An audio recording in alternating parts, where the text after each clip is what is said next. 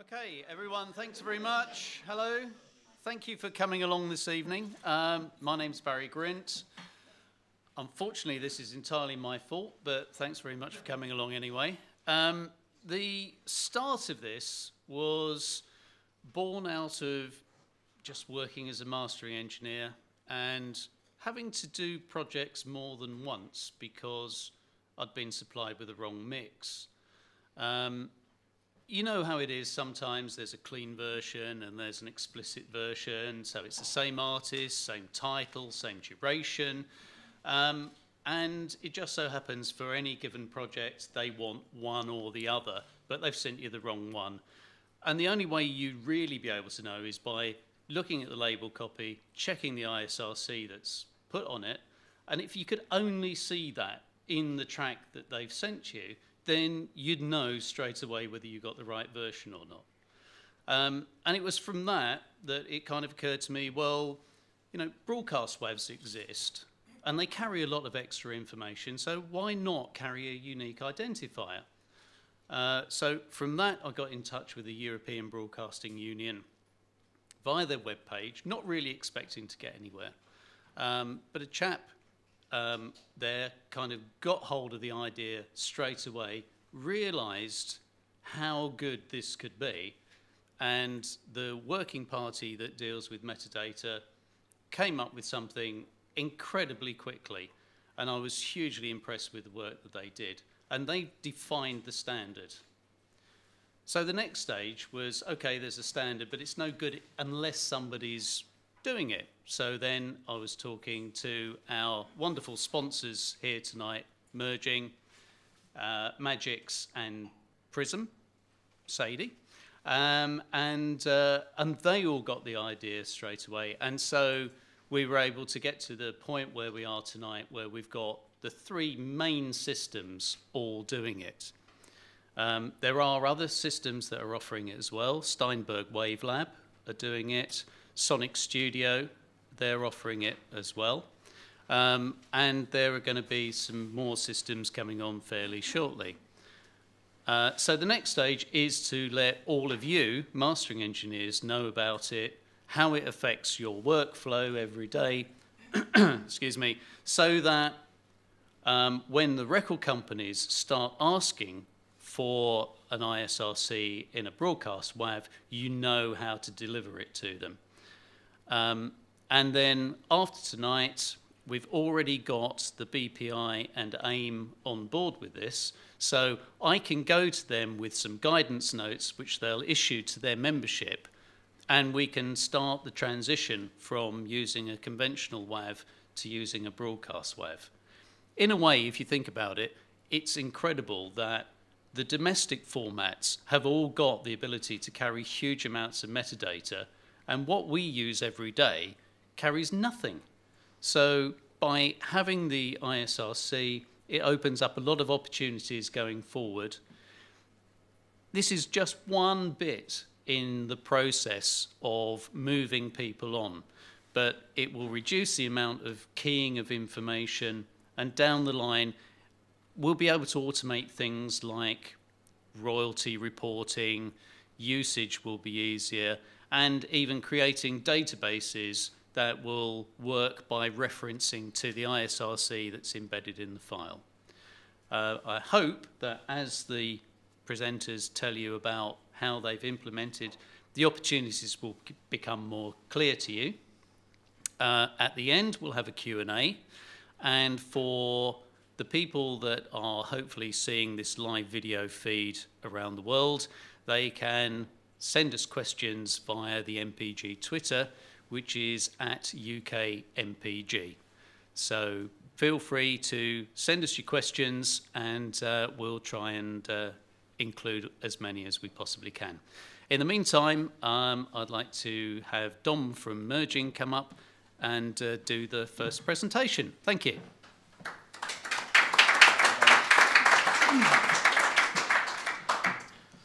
Good evening. So I'm going to present how Merging Technologies has actually implemented the ISRC in broadcast wave after actually Barry asked us to if we could do it, and we could actually easily do it, it was a question of listening and just simply coding. So we did.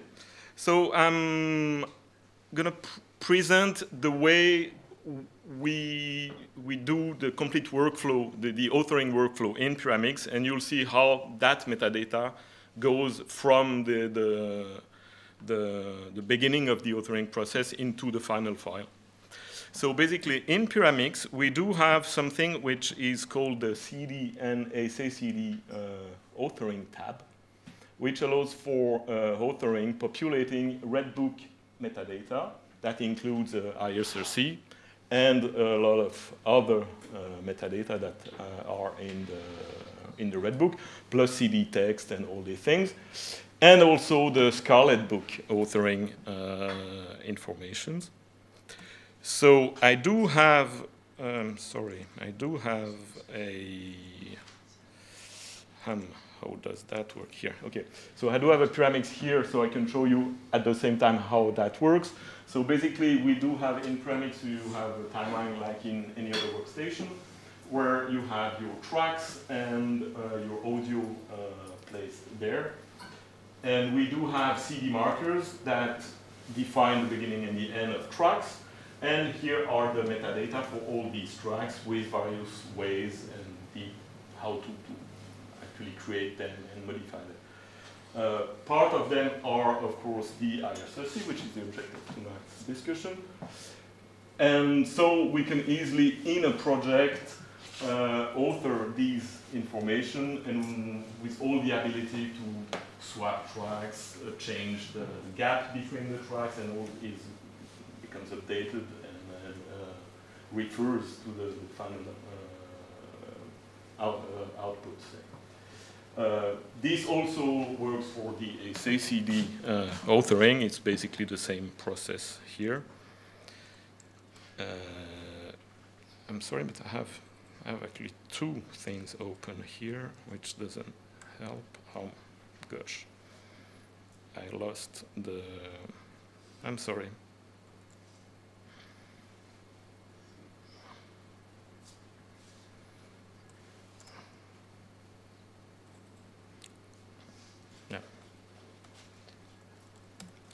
So in Pyramix, you can make an authoring for either a complete edited project that you actually recorded, edited, and automated with all the plugins, etc. You can also do that for... oh, I'm sorry. You can also do that for a mixed down project, which you have actually prepared, and you still just only have your stereo mix down split by tracks. You can also re-author a project by importing a CD or a DDP. And so you can easily just grab an old DDP and remaster the whole project, and in this manner change ISRC or other metadata. And you can also do that for edited master or cutting master if you're doing DSD productions. So that's the timeline I showed previously in the Pyramix application. Now, when you have this authoring done with all your metadata, you can export that directly as a CD image or burn a CD directly. You can export a DDP. You can export an SACD edited master. And we can also do what we do call a digital release through a feature called album publishing. And this album publishing is a way of batch generating separate files for all of these tracks that have been authored in Pyramix in multiple formats at multiple sampling rate and bit rates. And it also does a PCM and DSD conversion up, well, generally down convert or up convert if needed. And it actually splits or sends all the metadata that are the red or scarlet book in the authoring are sent to the various formats depending what the format allows for. So, I don't know if you see, that's just a screenshot of the that part of the application. So you can define here, I won't touch that microphone here, you can define multiple formats at the same time. So let's say you've done a production at 96K, and you can output that as a broadcast wave 96K 24-bit, and a FLAC 96K 24-bit, and a FLAC 44.1 16-bit, and some MP3s and a DDP at the same time. So with this album publishing feature, you can predefine and all those formats that you want to finally export, and batch render all that at the same time. So in this manner, all the metadata are carried to the various formats you export to. So that was already working with any metadata, including ISRC, until Barry contacted us. The only thing we've done is just to add that in the broadcast wave. And that's what we've done for version 8.1, following the EBU spec. So ISRC broadcast wave is just one more in the list. In terms of reading the ISRC that are exported in broadcast wave file, so you have two ways. You can either import a CD or a DDP back in the Pyramix, and or simply mount the file in our internal browser, and you will see all the ISRC in the track list here in the media list. So you can actually play back the file, whatever you like, and you know which ISRC it is. So it's simply a display. So today, we do not allow for modifying the ISRC in an existing file purposely. We had that discussion with Barry and some other mastering engineers, and we preferred imposing the workflow of re-importing and redoing the complete export to avoid hacking ISRC or quick and dirty changes. Now we're really open to discussion. If that's a need for you guys, we can easily do that. So a side note quickly, which relates to this problematic here. As you have seen, the album publishing allows for generating all possible files, format, and sampling rate, and whatever. And we've identified, especially with discussing with audiophile manufacturers and content delivery person involved in selling audiophile, which are many of our customers. You guys also sometimes have a label and have to deliver files. Which format should I choose? Which metadata should I use? And this becomes a jungle, especially in the DSD side, where things are even less defined and clear than in the PCM side. So we've came up with a solution, which is simply adding one more format to the jungle, which is called MTFF, for merging technology file format. That's an internal name for now. The point of that is to create one single container which allows for basically virtually replacing the physical medium that was the CD and the SACD that are declining today, and replacing that by a formal format, file format, which will accommodate with PCM and DSD data in the same format, which allows for optional lossless compression in both PCM and DSD, which allows for optional encryption, and that embeds, and that's the more important, an XML version of the Red Book or the Scarlet Book, table of content, that we do author in the premise. So that, to us, I think the basic set of information and metadata that people are used to use in 30 plus years with CD and 10 plus years with SACD are very clearly defined in the Red Book and the Scarlet Book. So why trying to do something else than simply putting these same metadata in a file format. And that's why we've created that format that actually solves all the problematic in PCM DSD resolution-wise, compression-wise, encryption-wise, and metadata-wise. This format exists. It's our internal file format that we do use to generate all these album publishing. That's the format that the album publishing uses to generate all these other files and to carry the image file to the CD burner or the DDP burner or the edited master generation or the cutting master generator.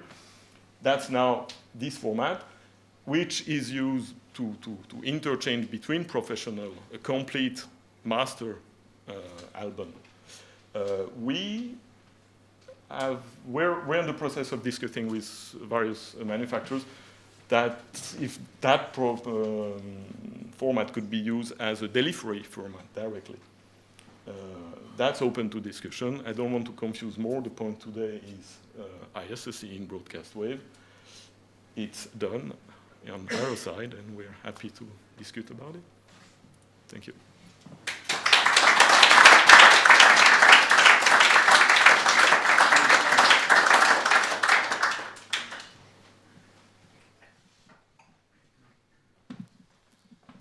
Great, thanks very much.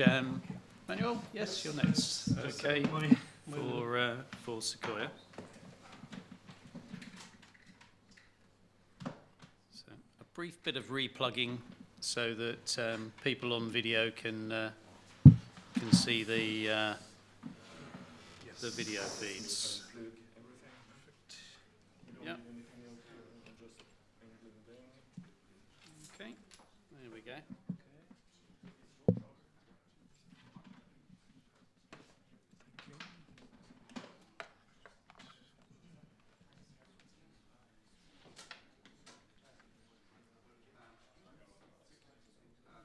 Okay, at this point, everyone, I'd just like to say that we should be acknowledging all of the hard work that other people at the MPG have done in order to get this event to happen. The video streaming, getting the audio kit here, just booking the venue is quite tricky. So I'd like to say thank you to all of them. Thank you.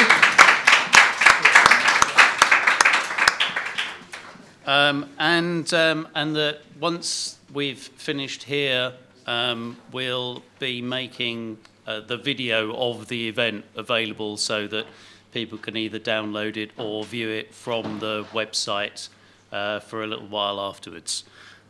Ready to go? I hope so. Yes. Never thought I'd be padding for time. Here we go. Okay, thanks, Barry.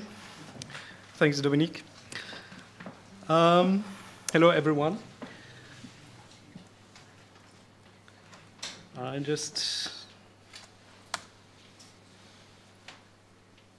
Here we are.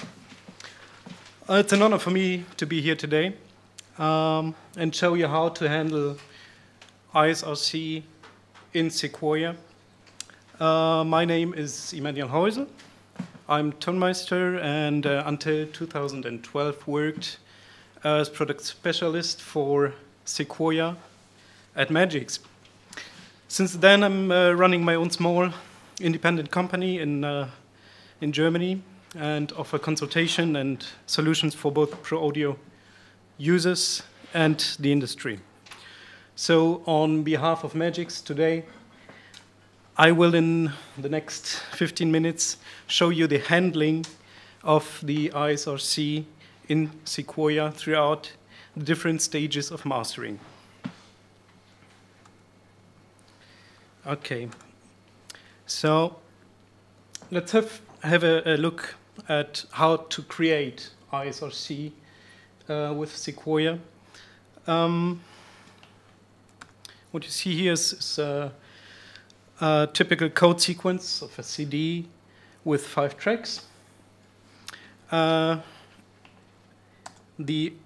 ISRC is actually nothing new to Sequoia, as all the other products that are here today, Sequoia does handle ISRC.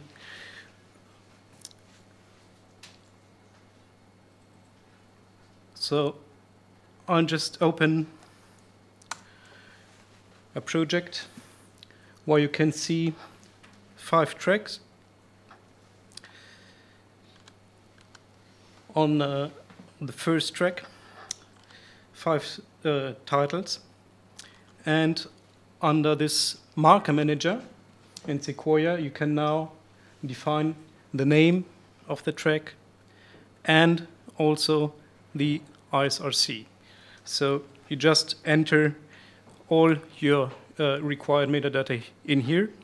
Of course, there's a more detailed view of this, the marker and CD index manager.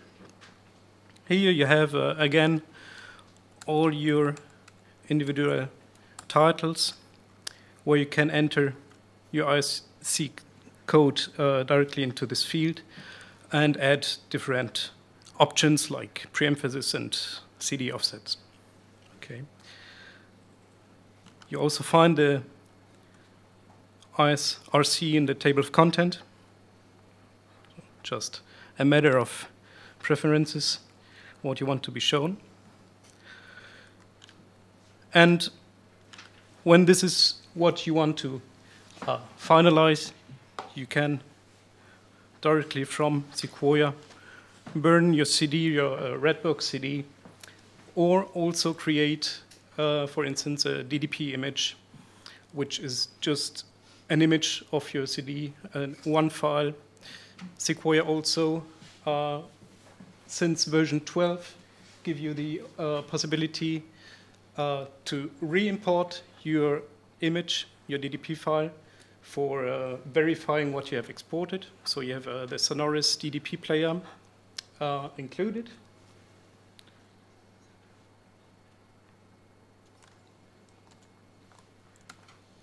And the ability to burn a properly coded CD. Now, when you also need to export your tracks as a file and want to include the ISRC too, which is why we are here today. Sequoia, in its latest version, thanks to Barry,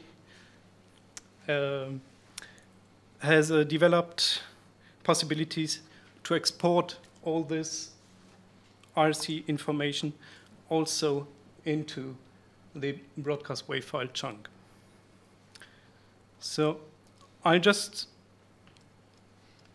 take this project as basis, and we're just going to export now those 5 tracks. Control E, so just create a folder. So export.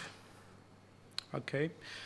And if now you want to have the ISRC codes to come with your track to be exported within the broadcast WAV file header, you need, of course, to export each CD track into one file, as each track, of course, has its own individual code. Okay, and then you see that here it says CD tracks prefix BWAV ISRC. Okay, so I do an export of those 5 tracks. It takes a while. It's an offline calculation taking place. Okay, so now the export should be finished. And for verifying that everything has been properly coded, I'll now just open a new project. So, then save. Okay. And, sorry. Take those 5 files. Okay, here they are. And Sequoia offers the broadcast WAV file manager. Can be found under the preferences. To move it a bit. Okay, so here you find all the files that are related to my project now, to my open project. And as you see, I can switch between those imported files, and we see the ISRC code that I entered in my mastering project as track marker. This ISRC code has been physically written into the broadcast WAV file. Yes, now a little difference to Pyramix is we do, or Magix has allowed to make differences. So I change the German code to Spanish code, for instance, in this track. Press save, and now I have overwritten the ISRC code of the WAV file header. So we have to see if this is something that made sense, or maybe like Pyramix did, we could also restrict this. So all this development is very, very new, and we, or Magix, needs to find a way of further developing it and of finding good ways to really make it usable. So this might be a possibility of changing your ISRC code directly into in the WAV file chunk. Okay. What is also possible in Sequoia, you can read out the ISRC code of finished CD. So if you import a CD track, I could show this later in the one-to-ones, the ISRC code would appear in this header information. So the imported file will already contain this information. What's also possible, when I choose to place CD track indices automatically, you see that in my marker manager, the ISRC code of the WAV files that I imported is automatically read out and displayed in my marker manager. This means that you could directly take this information and burn your CD, and it would totally fulfill the requirements for ISRC. And of course, this also prevents easy mistakes during your production. Okay.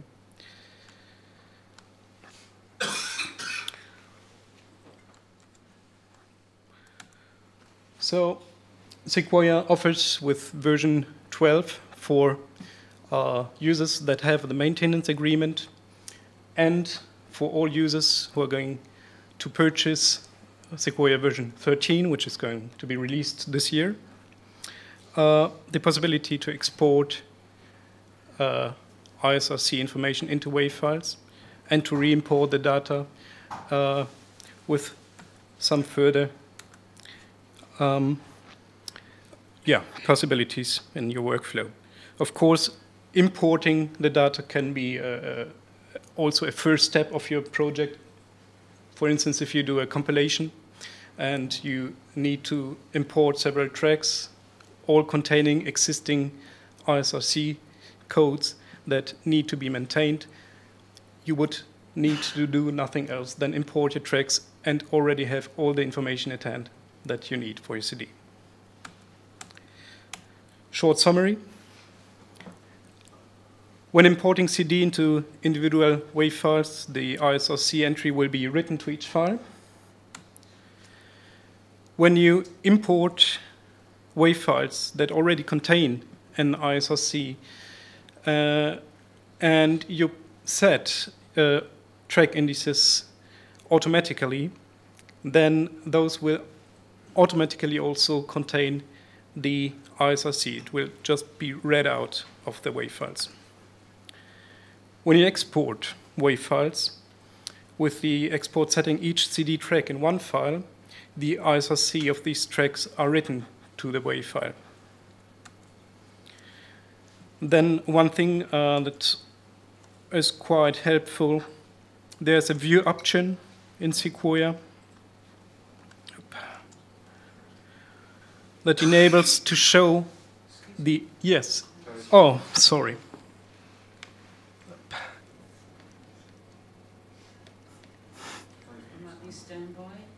No, it's working on my.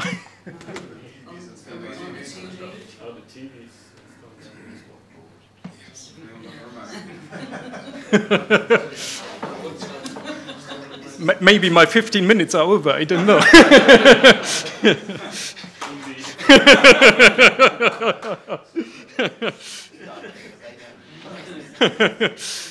Okay, anyway, feel free to see me after the presentation, and I can show you this feature afterwards.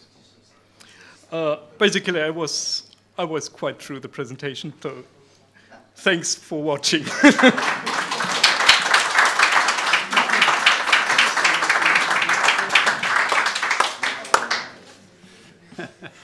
You can't beat the ultimate on-off button, can you? Jamie, you know where the on button is for the TV. Can you turn the TV back on? Is it? Okay.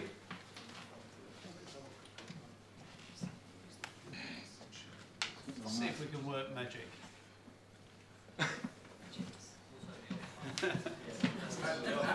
Okay. Okay, guys. Now look, the thing with this is that nobody is claiming that everything is going to be exactly how you would want it to be with the particular software that you're using. The reason that the guys are here this evening is to get in the way. The reason the guys are here this evening is to get feedback straight away from the customers that they are looking to accommodate.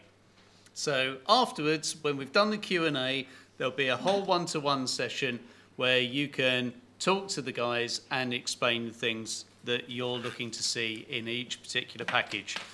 I can only go so far because I don't know how to work all of the systems. So this is why you're here. It's a handover to you. Let's get this going as slickly as we possibly can. In the meantime, small but perfectly formed, is Steve Penn from Sadie. Thanks very much. Am I? Sorry, excuse me, I've got to do some... I quite like a mouse, working mouse, actually. What's only got...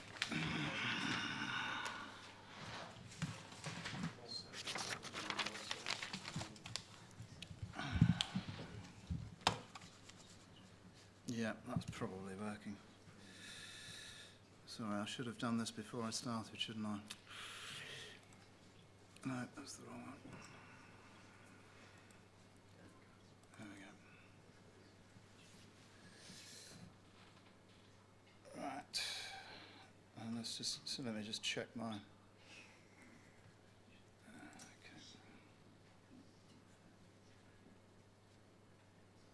Ah. Of course. Everything's in the wrong place because it's got a different screen on it, yeah. Okay. Just get that out of the way. That'll do for now. Okay. All right. I'm here.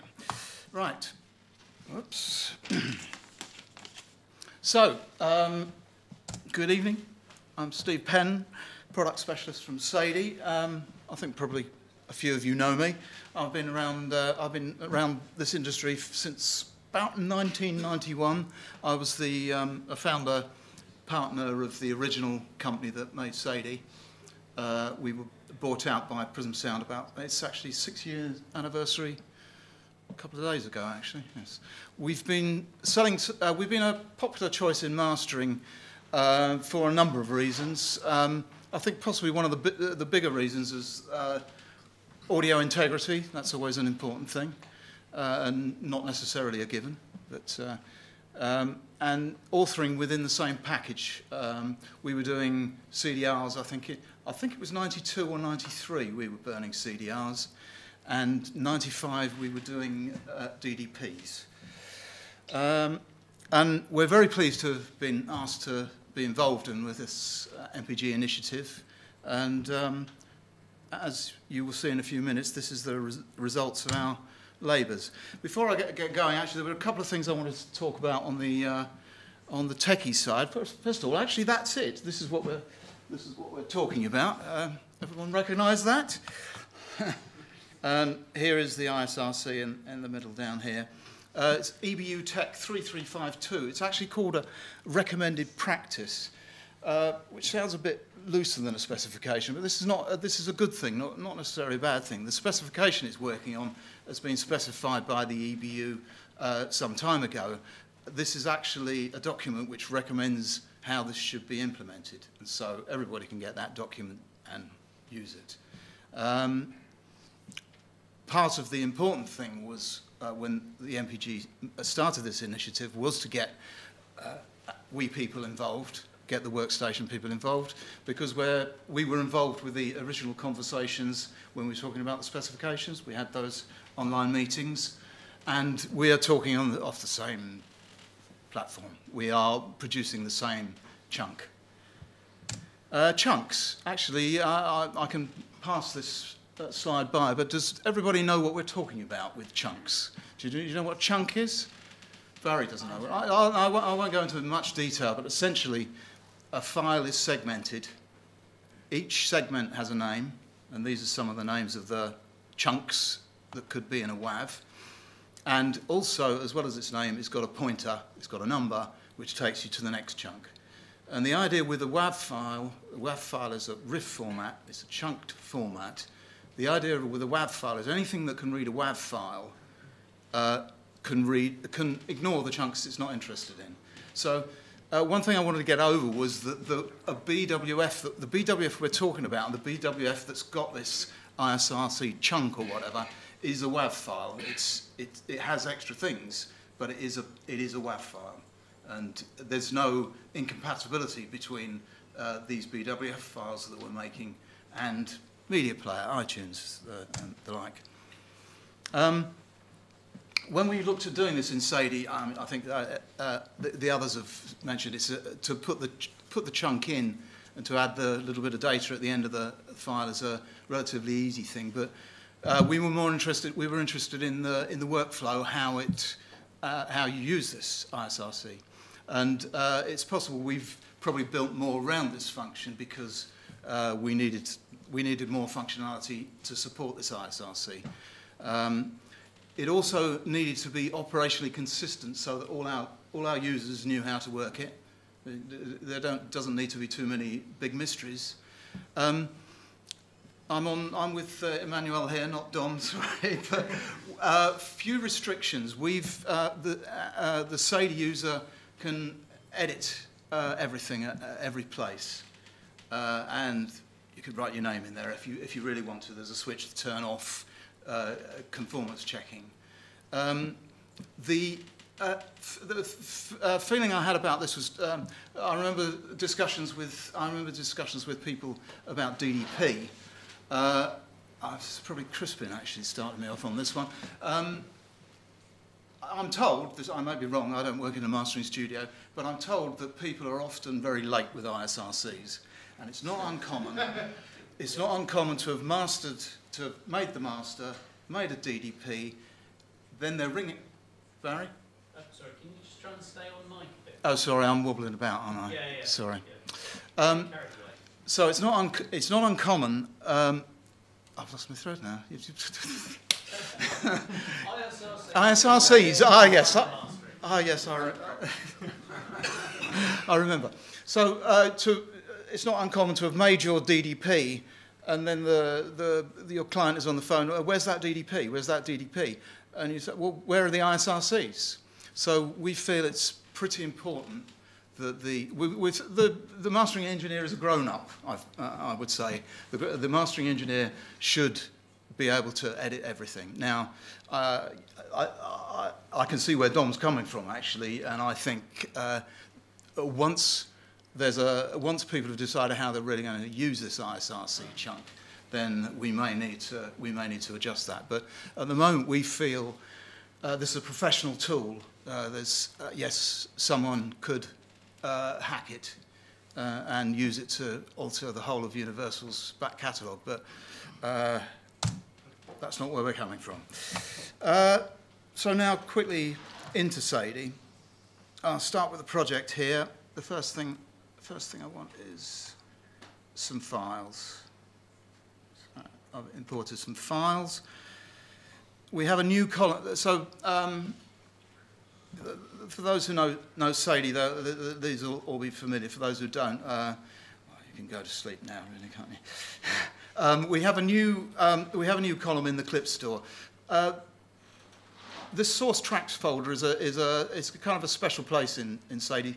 We're looking at the original files here. Anything else we do in here is an edit, is a non-destructive edit. But actually, we've got the original files in here, and as I'm editing the original file, this is a destructive edit.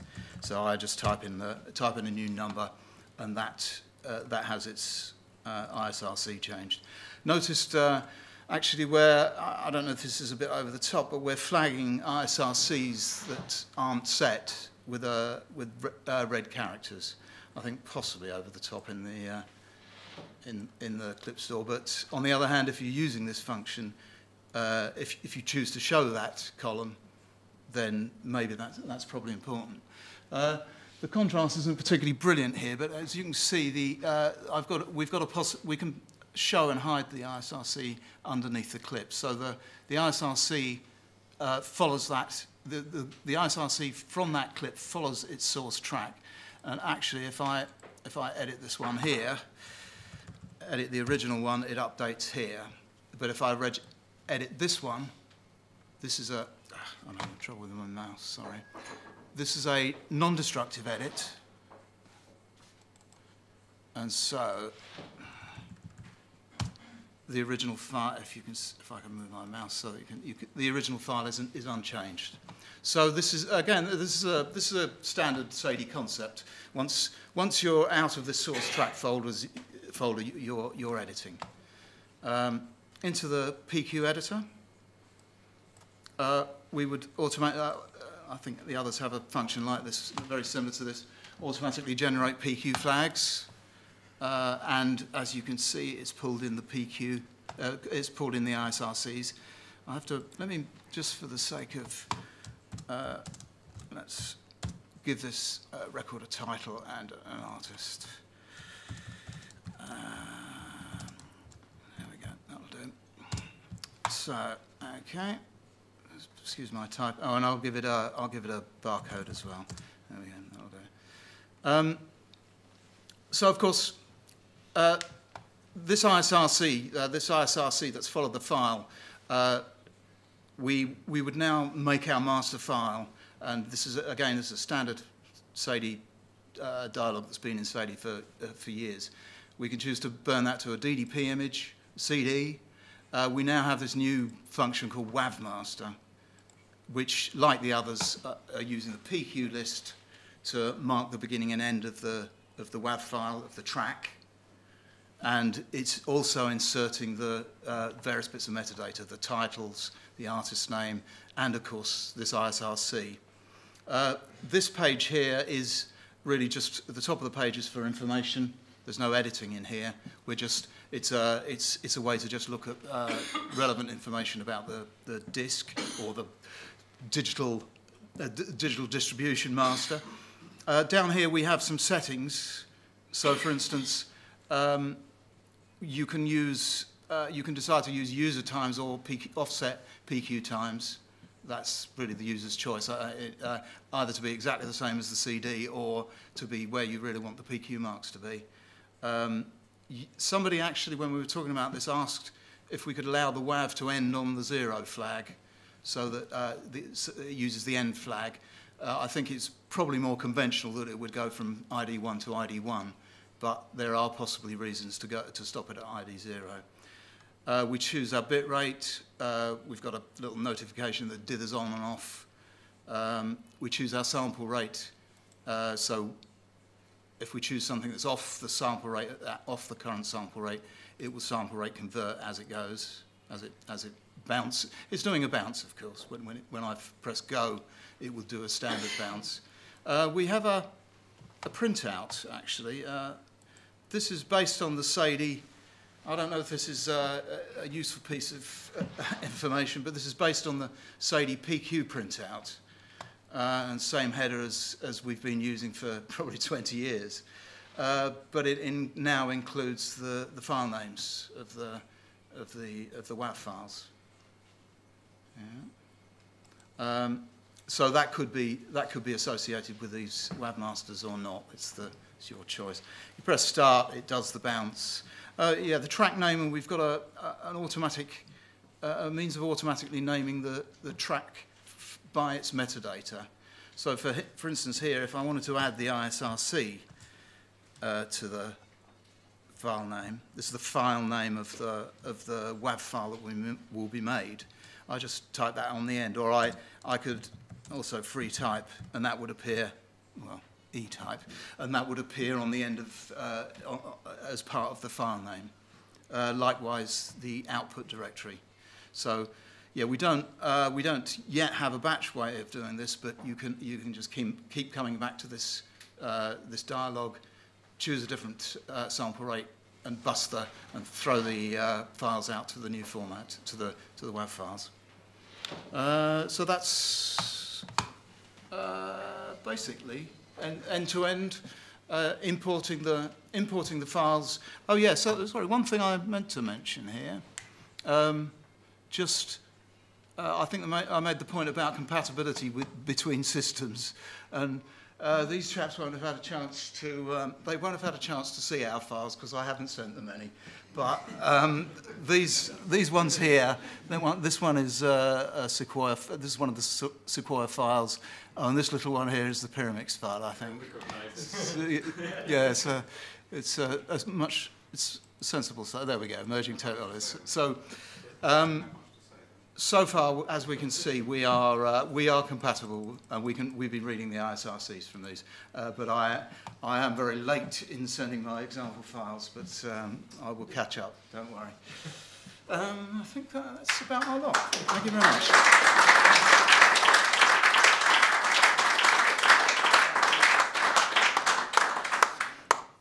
Let me just get out of the way. Yeah. Yeah. Push up.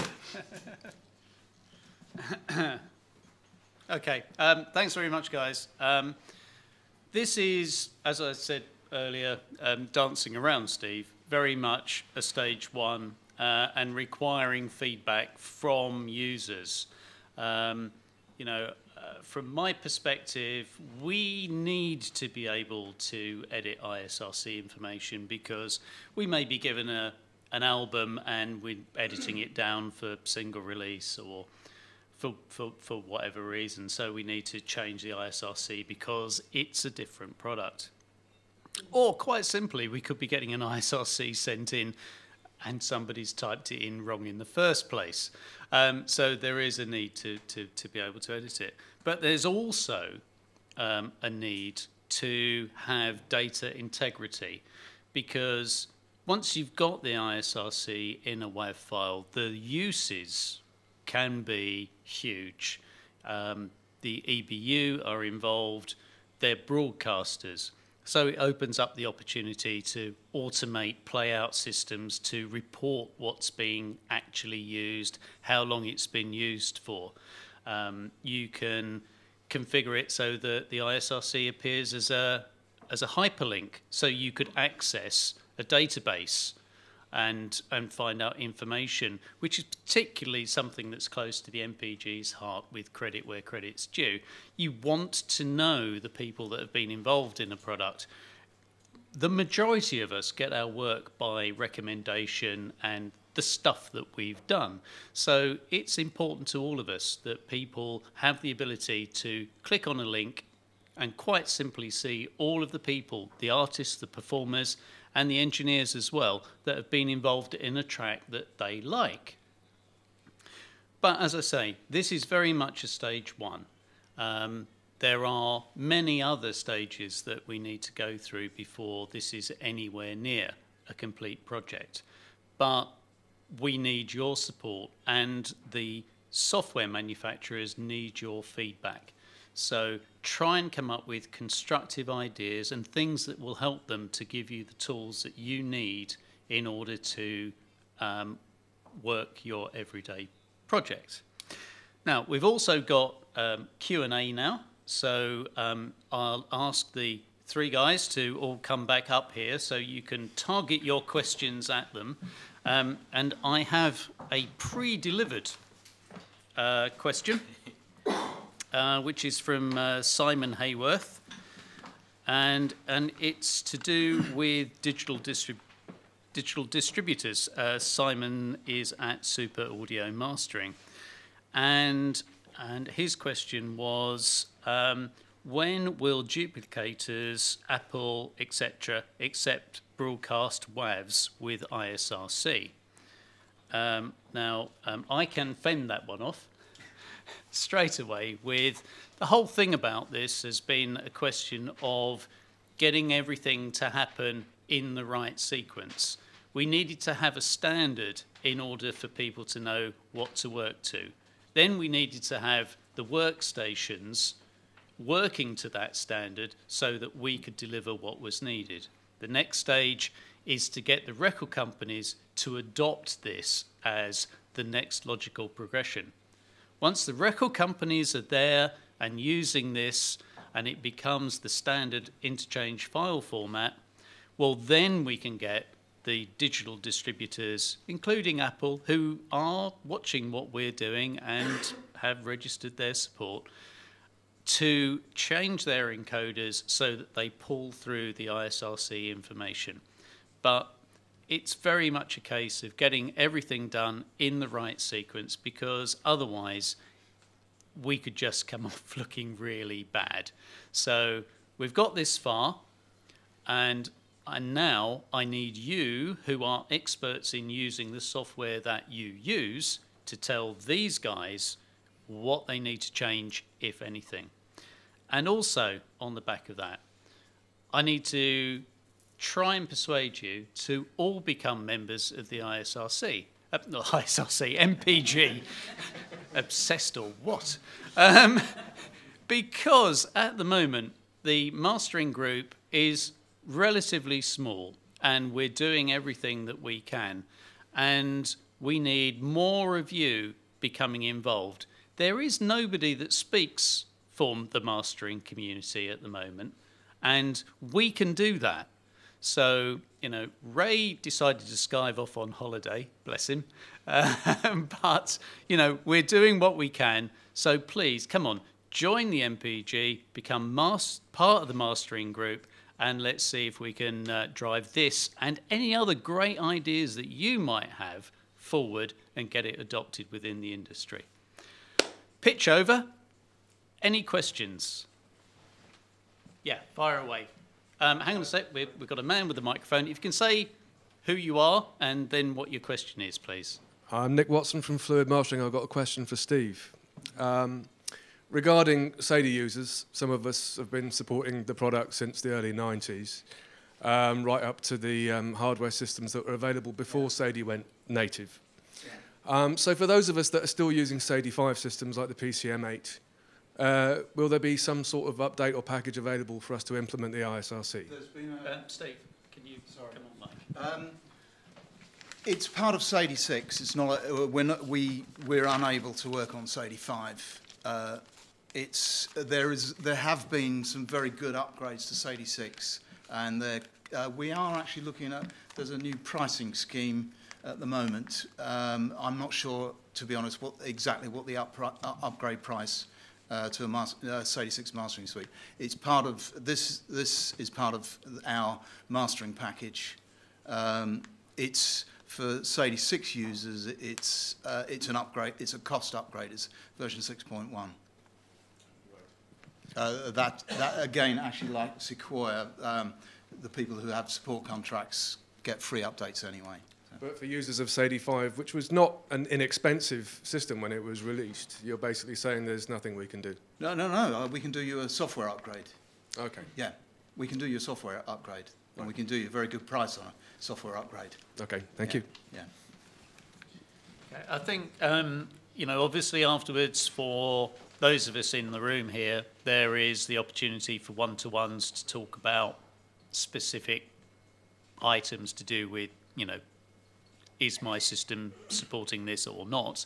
But if we've got more general questions to do with the whole concept of plonking an ISRC in a WAV file, this is the time to be doing it. And also, hopefully without causing a gentleman just over there to have heart failure, there is an idea down the line that we will have a unique identifier within each stream of a track as it's being recorded, so that if a track is remixed and material that's been discarded before is used later on in a remix, the information is still there to be able to register who has been involved in that particular element of the track. So, you know, a particular bass line or something like that, so that the credit information at the ultimate release will be correct. And the code that has been put together by the EBU, whilst we're looking at it entirely from an ISRC perspective, the code is actually for a unique identifier. So it will be the position, if you like, for any other identifier that can be devised as we go forward. And again, a reference back to the MPG, credit where credit's due. This is really key stuff.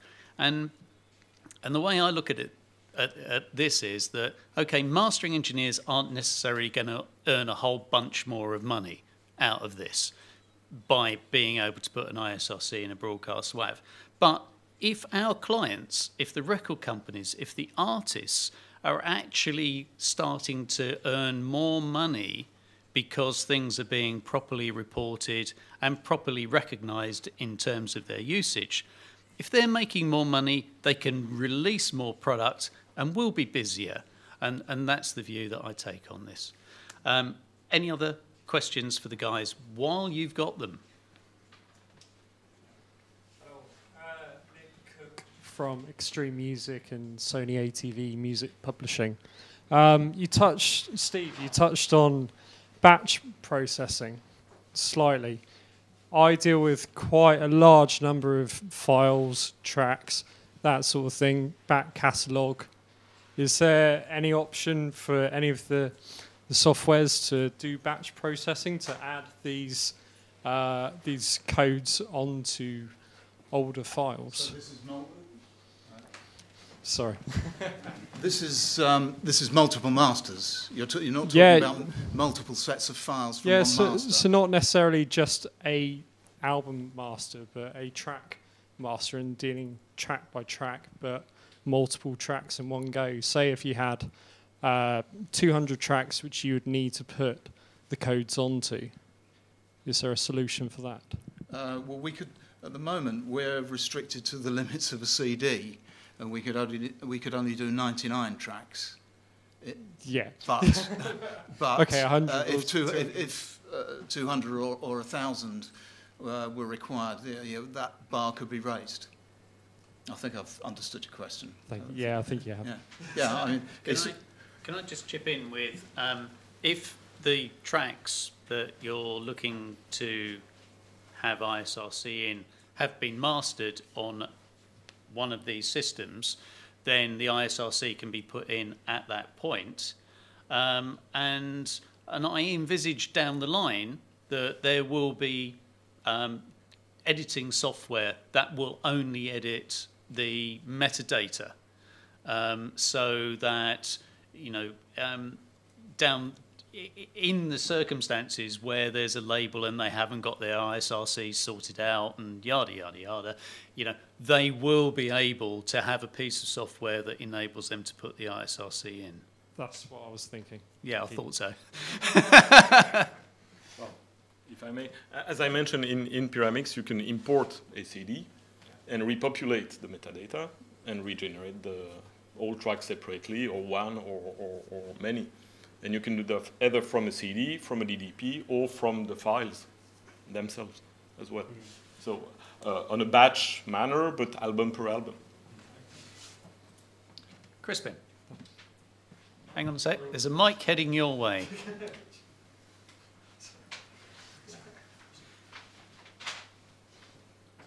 Hello, Crispin Murray, independent audio consultant. Just a thought, if we're going to have original masters that potentially could have an ISRC code embedded within them in the header, do we have any other identifier to tell us that this actually is an original master and is not mastered before it gets, because it's going to live in the same archive, let's say at a major label, as the mastered version, and if they have a database that just goes trawling for ISRC codes, it'll find the one that's master first, because master begins with M rather than P for production master, and the wrong versions will keep being released. Okay. Is there a potential for a protocol that designates? There are many arguments about this. Even in contemporary releases, there is a question over whether different release formats should be given an ISRC, insofar as if you have the master and it has an ISRC, and then you are changing that master in order to optimize it for, let's say, MFIT, then surely that's a new master and should have its own unique ISRC. That isn't an issue for me to worry about. That's for others, one of whom is in the room. And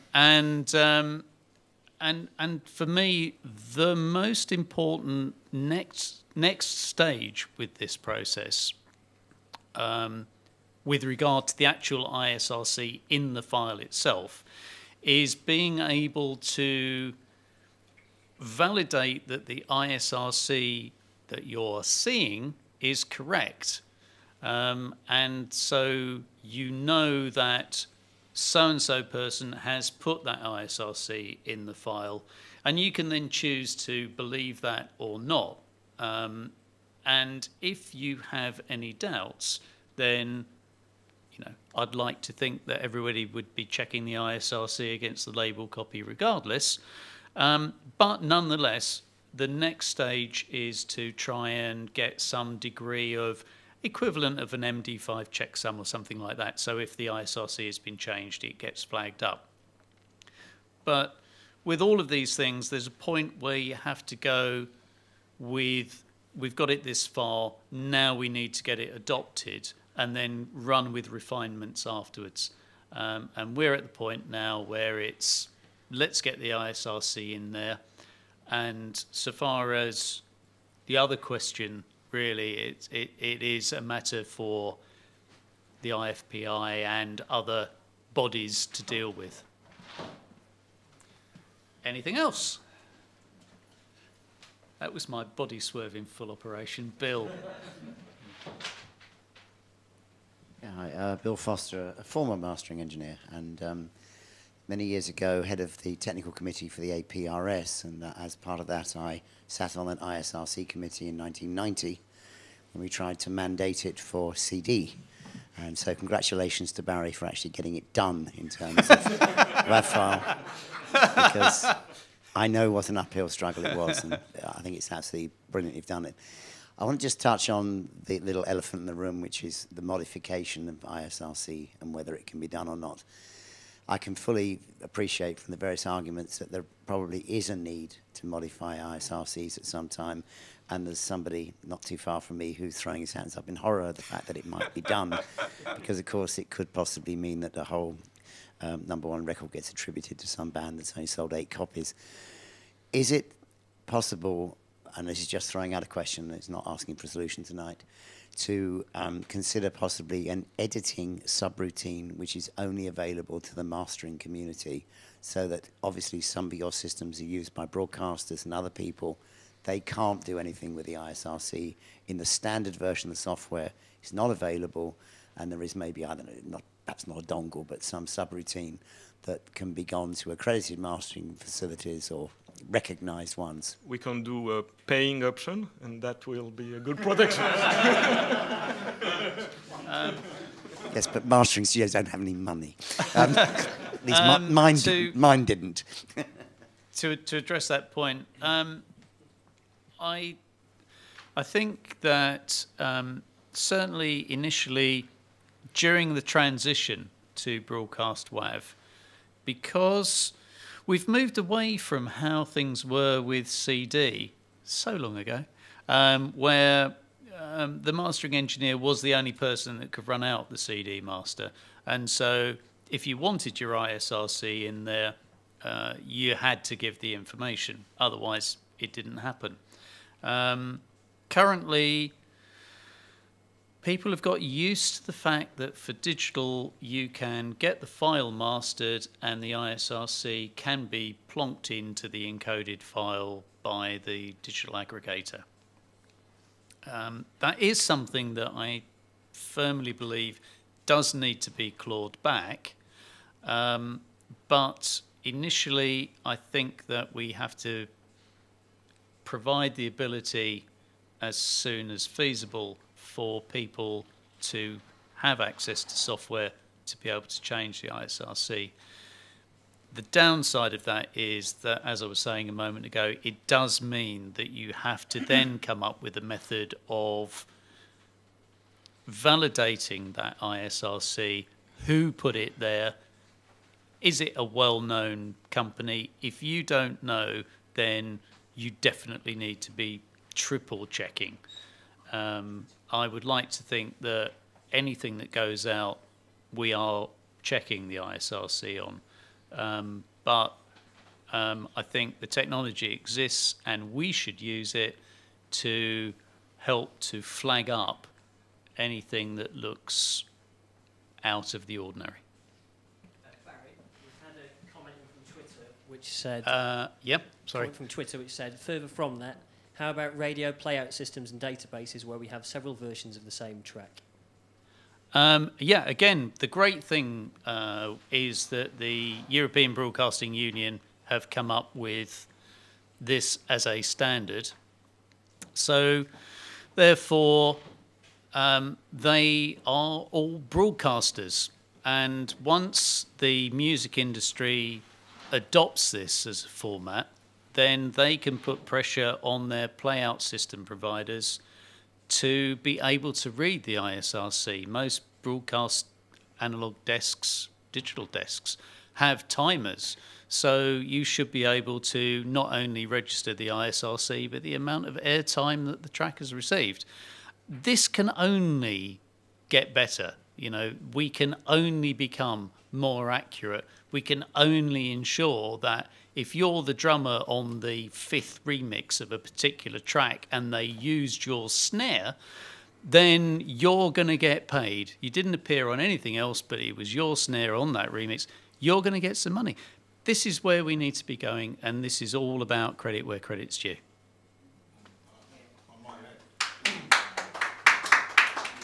Sorry, Mark, there's a microphone heading your way. Here, Vice Chairman of the MPG. I might also add that lobbying that we're doing with other collection societies such as PRS, MC, PRS and PPL we're leading the way on having credits and unique identifiers, and we're at the point where taking Barry's idea forward, and this idea that's been hanging around for a long while, of actually persuading them that this is the model, because they are looking for clean data, and the only way we're going to be able to provide it is to be able to distribute this information into the coding system at the point of the mix being done, and then that going forward to the mastering house. And very much welcome to present that to them as soon as we're ready. Okay. Great, thank you very much. Any other questions at all? I'd just like to answer a little further to your question about can we lock the editing of the SSC or not. That's certainly something we can easily do. That after what I've heard here, we'll certainly allow for editing.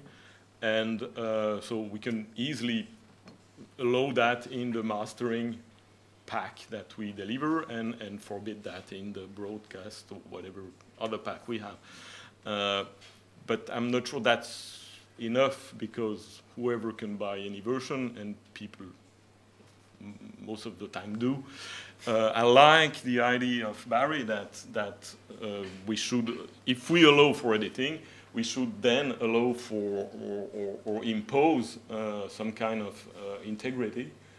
And so that's to be discussed with the EBU and or other, to be sure, maybe embed another kind of metadata which says who actually put the SSC, was he allowed for, and that very information then should be read-only. Sorry, and that information should not be modifiable. That's probably the best solution. Will take time. Yeah. Okay.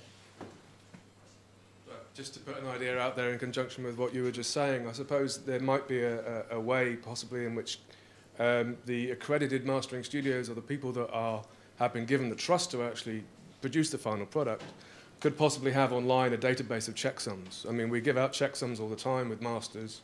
We don't know if anybody ever uses them. Well, but if the file at the point of manufacture, the checksum can be compared with the database held at the mastering studio, then that way they would know that no one's actually tinkered with or edited the metadata. Yeah, possibly. I mean, the checksum is there really to just validate the package of information that's being transmitted. And yeah, you know, I'd kind of, because what a lot of people don't realise is that you can, not only can you MD5 the DDP package to ensure that all of the data in the package is kosher, but you can also MD5 the individual WAV file itself. And this isn't something that I've really gone down in detail, because there are 1,000,001 hurdles to get over before we're ready for that. But it's a question of whether you can, in a way, deliberately make the MD5 incorrect in order to identify the person that has made it in the first place. And if there's a database sitting somewhere of approved people that can plonk an ISRC in, and then you're actually checking an MD5 that won't stand up under a normal check, but you check it against that database, and then you can go, oh, okay, you know, so-and-so put the checksum there, this is probably okay.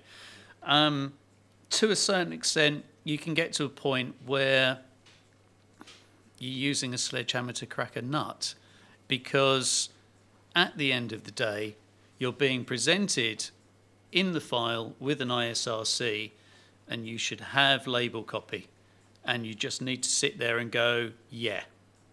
You know, that's kind of the old school bottom line. It's back to checking, and we've always done that. That's no different, but something there, technology helping you and going, not sure about that, can't be bad.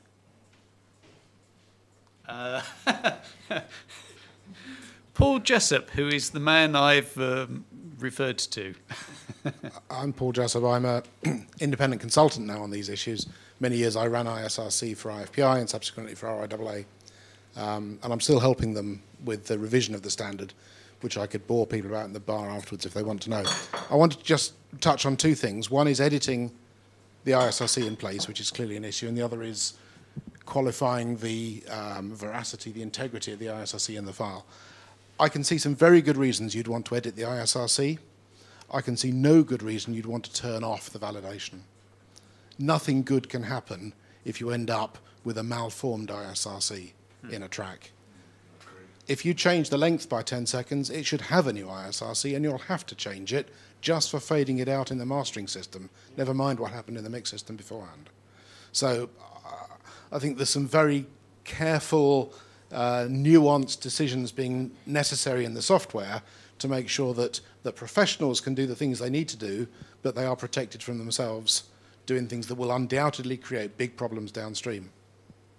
And on the issue of what's the integrity of the master, I'm struggling to remember. I think it's Sterling Sound in New York are already doing this. When a master goes out the door, they take an MD5 checksum and it goes into a database. There's a little client-side app that runs in your browser, and you can just find out what's the checksum of this file, and it'll say, that's the version that was mastered by Fred on Thursday.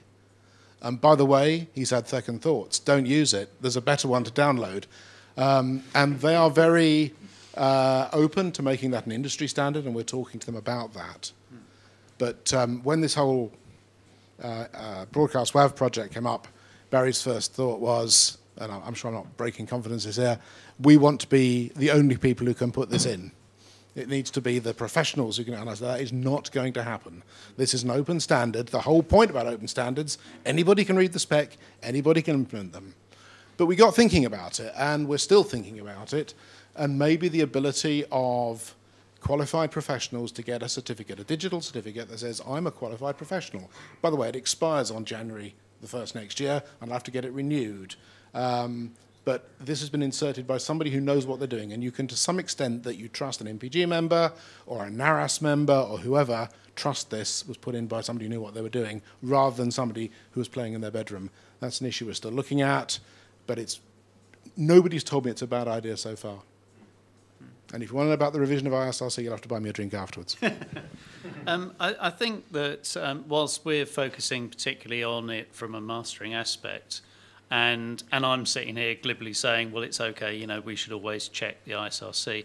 We do have to bear in mind the people that are the next stage on from where we're at, and they may not have the label copy to check against. I mean, yes, we definitely have to check the label copy, but down the line, you know, they will need something that gives them some degree of certainty of who has put that ISRC in the file.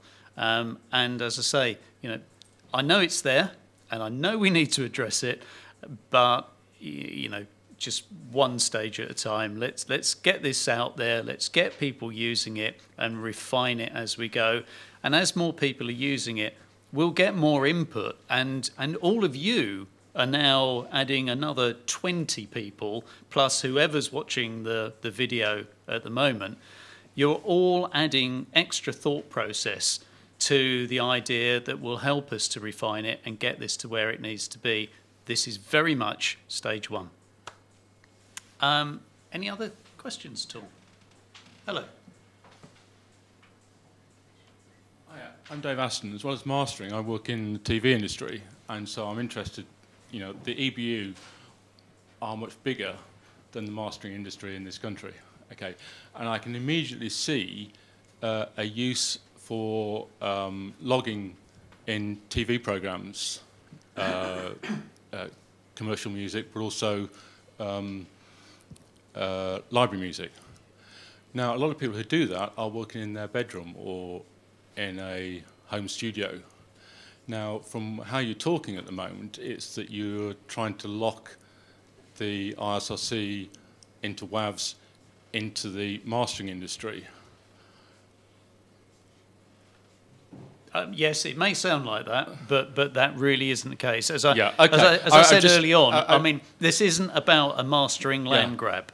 It's No, about no. about this is a really good idea, and we need to do this. Yes, I agree with that, and that's why I've made the trip from the north of England today, so because I'm interested in using it and can see the advantages of it. But if people are on an accredited list, that's what I'm questioning, because there were people working in their back bedrooms as musicians who will want to put in their ISRC codes for TV. Yeah, no, I understand completely, and we are now getting into that huge can of worms, which is entirely why I've ignored it, because this could never happen, because we'd be going on about, well, what about this, what about that, what about something else, and we really need to get to stage one, get this out there, get people used to it, and then opening the whole thing up to people coming up with ideas that we would never think of, because we're looking at it from where we work. And I think a composer who's working in his bedroom coming up with incidental music, library music, whatever, I think it's even more vital for those sorts of people that they are recognised and receiving the payments for the work that they do. But I could wait a decade on my own and not come up with the answer. The point is, here we go, we've got this, it's a starting point, and all of you and everybody else needs to, well, here, join the MPG and have a voice and help to get this so that it's right for us. I find it really annoying when certain record labels suddenly impose something that has been devised by some IT bloke somewhere on us, and we have to jump through hoops to try and achieve what they want. Well, this is an IT thing, but it's being driven by audio people. And so we can get this so that it works well for us. And if it works well for us, it'll work well for everyone else as well. Yeah, hello. Hi, my name is Linda Fraser. I'm from Dance Sonic Grooves. And it's a question to all of you, actually. This ISRC, yep. You're saying that the mastering engineers could change it. But I'm finding a bit of a fault, because would that be every individual musician adding their ISRC? Okay.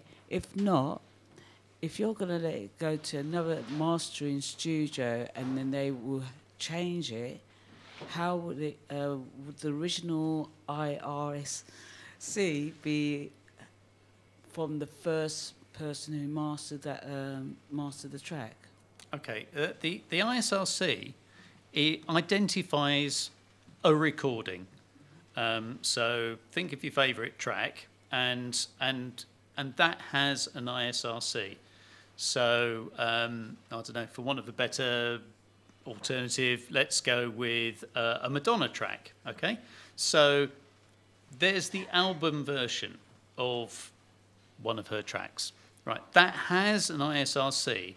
And that identifies that track as being the album version of Like a Virgin or whatever, okay? But then there's a shorter version that was used for the single. So that has a different ISRC. That's the radio edit. Can be the radio edit, yeah, yeah. And the thing is, just because it's gone from one mastering room to a different mastering room, only if you're making a substantial change to the track. For example, if you took the album version and then tried to re-edit it to make an extended version, that would have an ISRC.